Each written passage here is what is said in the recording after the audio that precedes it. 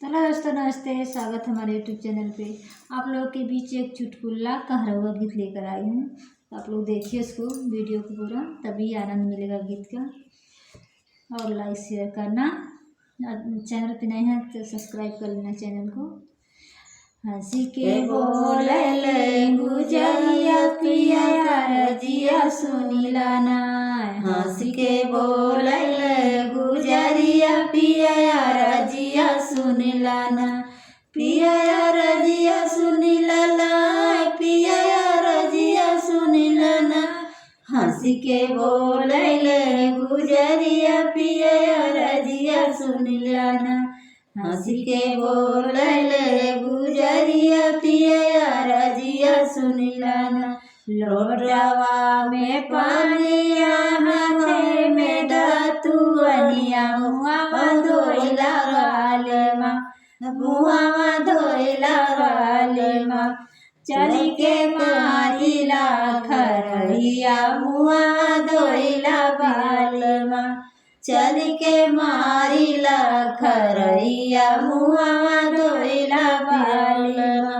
लोटवा के पानिया हाथे कदा तुअनिया, मुआ धोइला बालमा, मुआ धोइला बालमा, चल के मारिला खरैया, मुआ धोइला बालमा, लोटवा के पानिया हाथे में दतुअनिया, लइके हटी जाधनिया, लइके हटी जाधनिया,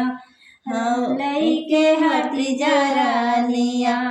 हमके भाव बंगलिनिया, लइके हटी जारानिया, हमके भाव बंगलिनिया, लइके हटी जारानिया, गोरी मोरी सूरतिया बटी गची नजरिया, कातनी बबालमा, काकमी बबालमा, तुअके भाव बंगलिनिया, काकमी बबालमा, गोरी मोरी सूरतिया बाटे रची नजरिया, काकमी बबालमा, काकमी बबालमा, तुहरे भाई बंगलिनिया, काकमी बबालमा, तुअके भाव बंगलिनिया, काकमी बबालमा, तुहरे सूरतिया हमरे माई जी के भाव, तानी सुनीला रानिया, तानी सुनीला रानिया, चली जा तू नाई हरवा, तानी सुनीला रानिया, चली जा तू नाई हरवा, तानी सुनीला रानिया, तोहरी सूरतिया हमरे भाभी जी के भाव, तानी सुनीला रानिया, तानी सुनीला रानिया, चली जा तू नाई हरवा, तानी सुनीला रानिया, चली जा तू नाई हरवा, तानी सुनीला रानिया,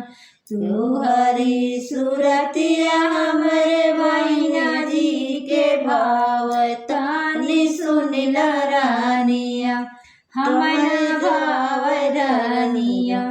चली जा तू नाई हरवा, हमारा भाव रानिया, चली जा तू नाई हरवा, तानी सुनीला रानिया।